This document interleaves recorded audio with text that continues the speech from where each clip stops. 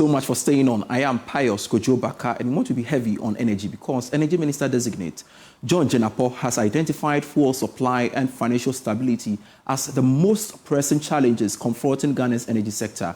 According to him, resolving the fuel supply issue along with maintaining adequate liquid fuel reserves would significantly stabilize power generation and reduce vulnerabilities in the energy sector. The Minister Designate also revealed a mounting financial crisis with key power sector stakeholders threatening to cut supplies due to unpaid debts. John Jenapo made this known when he appeared before Parliament's Appointments Committee on Monday. The first problem we need to address is the issue of fuel. Fuel supply is a major problem confronting the sector. Currently, we have a deficit of about 40 to 60 mm of gas. If you take the gas from ENI, gas from Jubilee 10, and then gas from N-gas, and you put all together, you still have a deficit. And you've had to be depending on some level of light crude oil, some level of heavy fuel oil, and some level of distillate fuel oil. Our immediate objective will be to bridge that gap. We've met Jubilee partners, we've spoken to the partners and the operators, Talo, we've also spoken to Ghana Gas. They are currently doing 100 mm SCAF. We are confident that if they do some reconditioning, they can increase it to about 35 more, and that will give us a lot of buffer. So once we solve the fuel situation and we have some liquid fuel reserves as a backup, we should be okay. The next one will be to deal with the financial challenges. I've gotten a letter from Car Power. We owe them $377 million. They are threatening to shut down. Talo over 100 million. They are threatening to cut back. ENI is threatening. So we need to deal with the financial challenge. So these two, if we can get them right, we should be home and dry. All right, so let's unpack all the issues raised by the Energy Minister Designate affecting the sector. And to help us do that is energy strategist, Dr. Yusuf Suleimana. Thanks so much, sir, for agreeing to speak to us on Business Live. Fuel supply and, of course, financial challenges, according to the minister, are the top priorities for the energy sector. It's right, I guess. Yeah, good evening to you, Pius, and to your cherished listeners and viewers in Ghana and across the globe. Indeed, the minister is spot on. I followed the proceedings to some extent. It appears I missed this portion, but I think it's very spot on. He also demonstrated a firm grip of the issues pertaining to the industry. So the fact that the minister is able to identify these problems, and they are the teething problems, Pius, if you put it barely, where are we now, and why are we where we are, and why are we here? It's just because we haven't planned ahead of time. The minister identified clearly that the fuel is the issue, and the fuel is the issue to the extent that if you notice the previous DUMSO that we had, not even this one, of course, he brought it up because of the burning one that is currently in place, of course, but the previous ones, if you notice, this had cropped up. It was only one way or the other. Some was actually due to payment. Fuel not being able to pay, generators not being, WAPCO not being, payment to WAPCO not being done. But this time around, it's not actual payment, but the payment issue is also still lingering. Its payment issues are lingering, but this time it's WAPCO going under maintenance.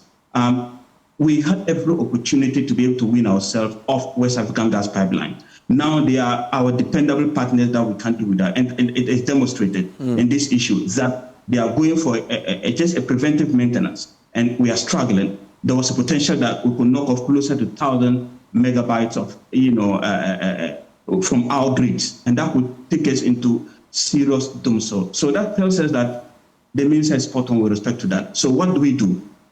It's good that they've hit the ground running to be able to talk to the partners, but there's that much the partners can do. We will need another train of Ghana Gas of the sort, because whatever is in the well, when it comes, it has to meet a pre-processing facility to be able to process it before we can discharge it to the utility points. So if you notice the amount of gas that we do have a lot. It's not that we don't have. As we speak now, Pius, we are talking about 33% of Jubilee gas only produced, estimated, out of about 700 plus BFK, billion cubic feet. spend the same thing, about 7% out of about 300,000, about 350 billion cubic feet. And for ENI, it's about trillion. It's over trillion, and we've produced only 26%. So this gas is there. We only need to invest in the gas infrastructure, which he has clearly identified. And there is a huge market. If any investor coming to the scene, the ready market is there. So yes, we have identified opportunities. The only thing is the willpower and the required strategy and the required technical know-how, or to partner with the right people to be able to get this strategy realized. So other than that, it may be difficult for us if we don't get the fuel situation arrested. Yeah. And I was about asking the approach we need to adopt in addressing the fuel supply issues, which of course you've rightly articulated, as in we having another phase of gas infrastructure. But beyond that, what more can we do to ensure we get a resilient fuel supply, or power supply, I should say? Yeah, so whatever we are seeing now, Pius, it tells us that if you have a weak, it is a symptomatic of a weak petroleum sector, undoubtedly. And if you notice our generation mix is largely thermal. This thermal is powered by gas, all right? Mm-hmm. And gas is coming from petroleum sector. So that tells us that there's a lot we need to do with our petroleum sector. And I've always maintained that we haven't been able to link up the two in a way that we can use the petroleum to be able to serve the gas. We only been mentioned that power to gas, but in terms of concrete measures or cogent measures on the ground, we haven't done that. That's number one. Number two, this emergency liquid fuel that we are importing with a huge amount of money. If a refinery was running, Pius, most of this one, apart from the light crude oil, all other components can be gotten from a refinery stream.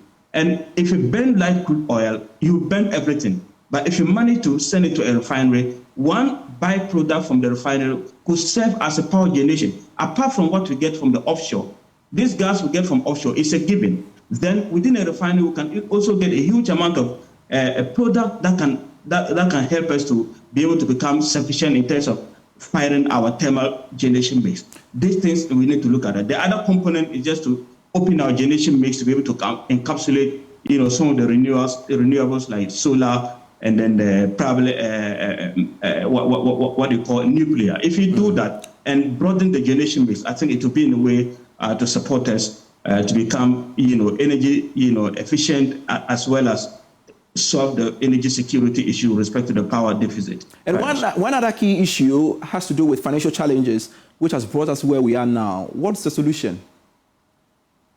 Yeah, so that's why I was pleased with the proceedings with respect to the way the minister, approached the issues. He seems to have a firm grip of almost everything. Let me put it that way. And all the things that he mentioned, if you manage to go around them, we'll have a robust and a resilient power sector market. Pius, what's the way out? Again, they have clearly identified a weak link, which everybody has been talking about, which is ECG.